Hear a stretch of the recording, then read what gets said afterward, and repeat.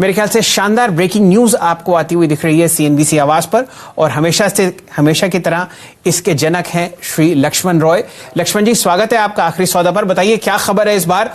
देखिए, पिछले दिनों कंटेनर कॉर्पोरेशन ऑफ इंडिया यानी कॉनकॉर को लेकर सबसे ज्यादा परेशानी ये हो गई थी कि रेल मंत्रालय ने उस पर लैंड लाइसेंस फीस जो है वो जो निजी कंपनियों से चार्ज करती है वही कंटेनर कॉर्पोरेशन ऑफ इंडिया से चार्ज करना शुरू कर दिया था, जिसकी वजह से कॉनकॉर पर करीब 450 करोड़ रुपए का बोझ अतिरिक्त आ रहा था। इसको लेकर निवेशकों ने काफी चिंता जताई थी। जब ऐसे समय में जब कॉनकॉर में निवेश करने जा रहे हैं, ये फैसला बहुत ही नकारात्मक होगा। तो अब मुझे सूत्रों से यह जानकारी मिली है कि कॉनकॉर को इस मोर्चे पर यानी लैंड लाइसेंस फीस के मोर्चे पर बहुत बड़ी राहत मिलने की संभावना है। विनिवेश मंत्रालय, रेल मंत्रालय के बीच कई दौर की बैठकें हो गई हैं और अब रेल मंत्रालय 3 से 4 अलग अलग विकल्पों पर विचार कर रहा है। एक विकल्प यह है कि लैंड लाइसेंस फीस, जहां अभी हम 6% वसूलते हैं सालाना और इस पर 7% हर साल बढ़ाते जाते हैं, तो उस 6% की दर को घटा करके 3 से 4% कर दिया जाए ताकि लैंड लाइसेंस फीस का बोझ कॉनकॉर पर कम पड़े।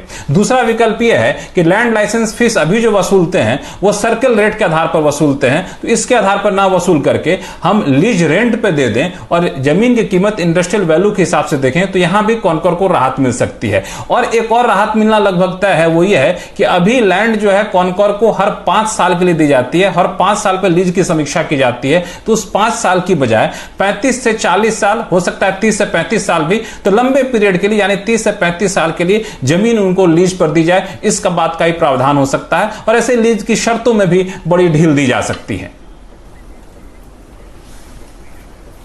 तो ऐसा करते हैं लक्ष्मण जी, जरा इस सवाल को और बारीकी से समझते हैं क्योंकि यह काफी कॉम्प्लिकेटेड चीज है।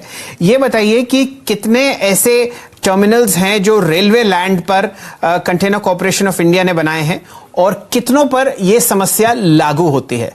इंडिया के नंबर 1 ब्रोकर जीरोधा के साथ जुड़िए, जहां पर आपका ब्रोकरेज कुछ भी नहीं लगेगा। ब्रोकरेज लगेगा तो सिर्फ इंट्राडे ट्रेड में, वह भी सिर्फ 20 रुपए। तो दोस्तों, अकाउंट ओपनिंग की लिंक डिस्क्रिप्शन में है, जाइए लिंक पर क्लिक करके जीरोधा में अकाउंट ओपन कराइए।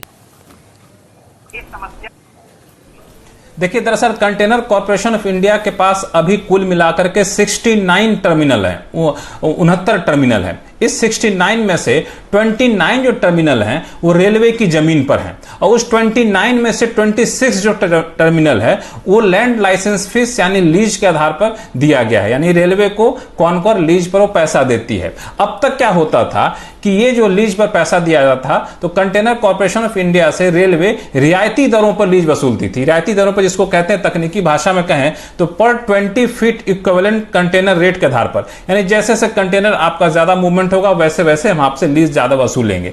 लेकिन इसमें पिछले दिनों मार्च में रेल मंत्रालय ने एक नया आदेश जारी किया, कहा कि अब कंटेनर कॉर्पोरेशन ऑफ इंडिया का कारोबार बेहतर हो चुका है तो हम रियायती दरों पर यह लैंड लाइसेंस फीस नहीं वसूलेंगे। हम जिस तरीके से निजी कंपनियों से लैंड लाइसेंस फीस वसूलते हैं उसी दर पर आपको भी देना पड़ेगा, यानी फॉर्मूला निजी कंपनियां हो या कॉनकॉर हो एक ही होगी। यह जो फॉर्मूला है 29 मार्च को रेल मंत्रालय ने नया आदेश जारी किया था और 1 अप्रैल से यह फॉर्मूला यानी कहें रेल मंत्रालय का नया आदेश लागू हो गया था।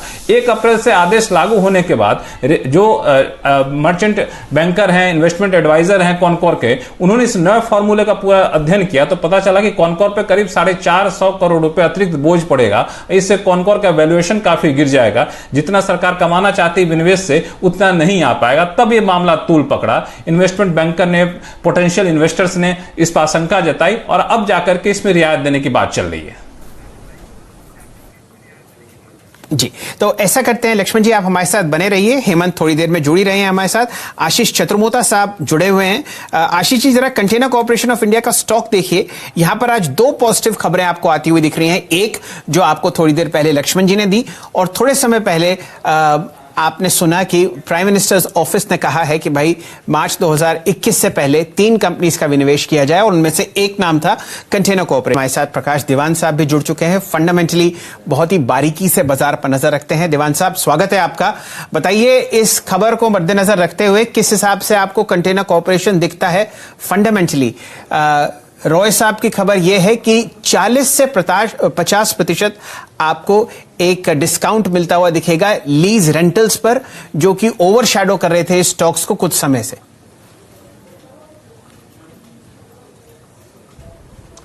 नहीं, बिल्कुल शैल जी। सो एज ए डिस्क्लेमर बताना चाहूंगा कि मेरी इसमें पोजीशन है, मुझे इस स्टॉक में डेफिनेटली इंटरेस्ट भी है, तो उस हिसाब से मेरा व्यू बायस हो सकता है। बट फंडामेंटली अगर मैं ऑब्जेक्टिवली इसको इवैल्यूएट करूं तो एक बहुत सिंपल चीज कहना चाहूंगा कि जो रिजल्ट के दिन 70-80 रुपए की गिरावट इसमें आई, उसके पीछे जो इशू था, जो मुद्दा था, वो ये था कि रेलवे मंत्रालय ने 777 करोड़ की मांग की, उसके सामने कॉनकॉर की पीएनएल पे 170 करोड़ एलोकेट हुए थे, लेकिन कॉनकॉर की मैनेजमेंट ने ये एडमिट किया कि हाँ, इसका रिकैलकुलेशन हो सकता है, हम लोग 400-450 करोड़ के अनुमान लगा रहे हैं कि हमको देना पड़ेगा, ये एलएलएफ का जो मामला है उसमें। तो ये अगर उनको 450 करोड़ देना है और रेलवे का 750-800 करोड़ के बीच का आंकड़ा है और कहीं ना कहीं राहत मिलती है, तो ये जो नुकसान हम लोग देख रहे थे जो स्टॉक पे दिखा है, जो ईपीएस रिडक्शन के हिसाब से, वो थोड़ा सा ओवर रिएक्शन जैसा था, क्योंकि उम्मीद नहीं थी और आउट ऑफ द ब्लू, जिसको हम कहते हैं कि अचानक से ये एक तलवार लटकती हुई आ गई कंपनी के सिर पे और वहां पे दिक्कतें हुई।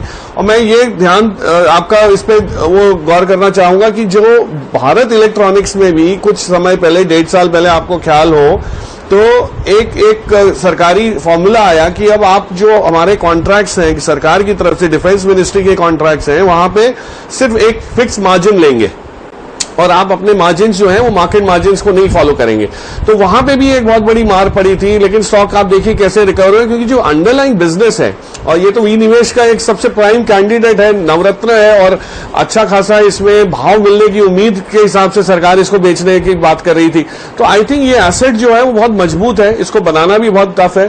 तो मुझे नहीं लगता कि ये सब गिरावट जो है ये परमानेंट रह सकती है। इसमें अटकलें जरूर लगी, लेकिन कहीं ना कहीं सुलह आएगी, सोल्यूशन निकलेगा और गाड़ी आगे बढ़ेगी, और जिस दिन वो होगा उस दिन आपको वापस अपनी वैल्यू इसकी जो है अनलॉक होते हुए दिखेगी। तो मुझे तो लगता है बहुत बढ़िया, और मैंने करीब 1.5-2 हफ्ते पहले इसका जिक्र भी किया था रिजल्ट से पहले, ऑफकोर्स, कि ये लॉन्ग टर्म बेसिस में रखा जा सकता है अपने पोर्टफोलियो में, और अभी भी मेरी राय कायम है कि इसको आप लॉन्ग टर्म बेसिस पे रखिए। इस टाइप के एसेट आपको बहुत जल्दी नहीं मिलेंगे, और आज एक डिस्काउंटेड रेट पे मिल रहा है because of certain news flow.